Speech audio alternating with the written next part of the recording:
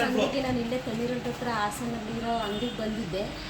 ಮುಂಚೆ ಒಂದು T V ತಗೊಂಡೋಗಿದ್ದೆ, ಇವಾಗ ಫ್ರಿಜ್ ತೊಗೊಳ್ಳೋಣ ಅಂತ ಬಂದಿದ್ದೆ. ಅದು ಫ್ರಿಜ್ ರೇಟ್ ಬಂದು 16,000 ಆಗಿತ್ತು.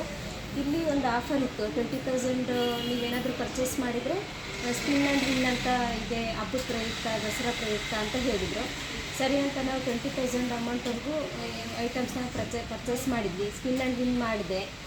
ಅದರಲ್ಲಿ ನನಗೆ ಸೋಲಾರ್ ವಾಟರ್ ಹೀಟರ್ ಬಂದಿದೆ. ತುಂಬ ಖುಷಿ ಆಗ್ತಿದೆ.